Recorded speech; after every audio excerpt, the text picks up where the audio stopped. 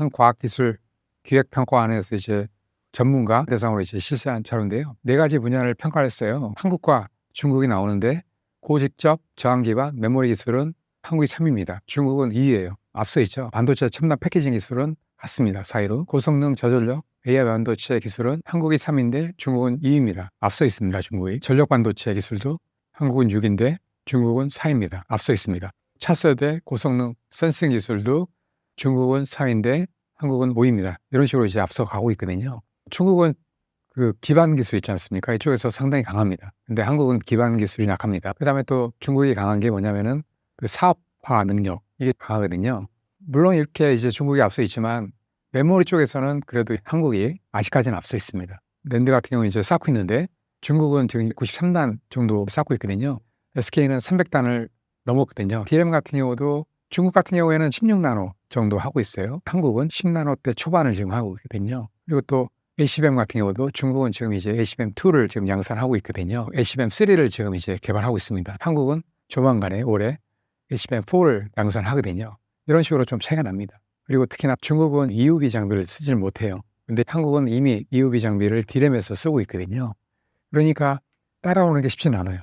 빨라야 3년 이상은 걸릴 것 같습니다. 아직까지 실제로는 차이가 난다. 근데 이제 시스템 반도체 이쪽으로 가면 얘가 달라집니다. 중국이 앞서 있습니다. 팹리스 기업들이 중국에는 3,500개 이상이 있습니다. 한국은 150개 정도입니다. 훨씬 더 앞서 있고요.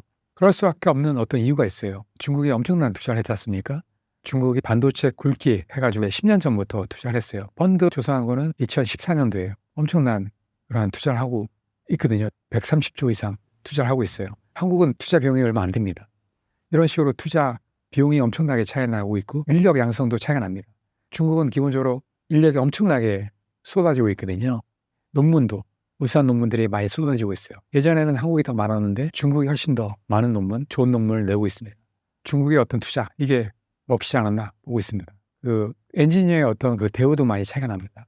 중국은 엔지니어에 대한 대우가 엄청나거든요. 근데 한국은 그렇지가 않죠. 기본적으로 대우를 그만큼 해줘야 되는데 그만한 대우가 없다는 거죠. 그리고 연봉도 실제로 중국이 상당히 높습니다. 한국은 그렇게 높은 편이 아니에요. 하다 보니까 사람들이 다 빠지고 있습니다. 세계 기업을 일단 말씀드릴 수 있는데 메모리 반도체에서는 2개입니다. 창신 메모리, CXMT라고 하죠. 이 기업이 10년째 되고 있는데요.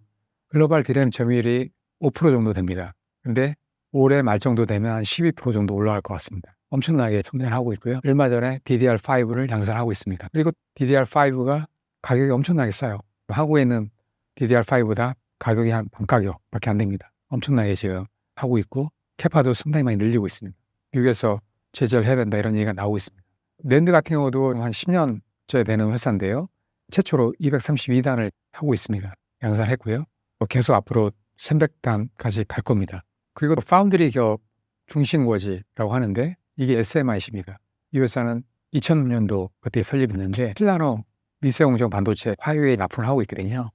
이건 EUV 장비가 아닌 그러한 DUV 장비 멀티 패터닝 방식으로 해가지고 여러 번 패터닝 해가지고 이제 만든 장비입니다. 그래서 이 장비를 써가지고 7나노 반도체를 지금 양산하고 있어요. 화웨이 스마트폰에 넣고 있어요.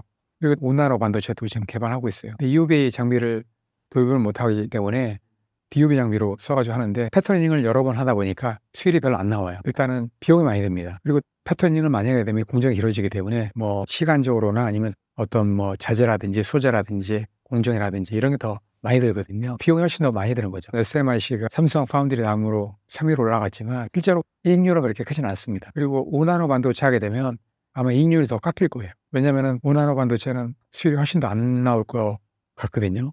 근데 이제 EUV 장비를 못 쓰기 때문에 훨씬 더 비용이 많이 들 겁니다. 중국 정부에서 다 비용을 댑니다. SMIC는 개발만 하면 됩니다. SMIC는 뭐 5나노 반도체, 3나노 반도체 계속 개발하겠다 이런 겁니다. 아마 중국 자체적으로도 아마 장비는 개발할 겁니다. 그리고 중국에 있는 장비 기업들이 상당히 성장을 많이 했어요. 이익률도 상당히 높아졌거든요. 자체적으로 하고 있는 게 포토 장비, 이것도 SME라는 기업에서 하고 있고요. 나우라에서도 식각이라든지 증착 장비를 하고 있어요. 뭐 20나노 때는 다 커버가 가능합니다. 그리고 레이맥 여기서도 식각 장비 하고 있고요. 웬만한 20나노대 공정은 다 자체적으로 커버가 가능합니다. 이런 식으로 자급자족 중국에서는 하겠다 이런 거거든요. 미국에서 계속 앞으로 제재가 강화될 거지만 중국 자체적으로 계속 자립화 노력을 기울이기 때문에 돈을 엄청나게 쏟아붓기 때문에 언젠가는 자립하지 않을까 뭐 AI 반도체 쪽으로도 생각을 하고 있습니다.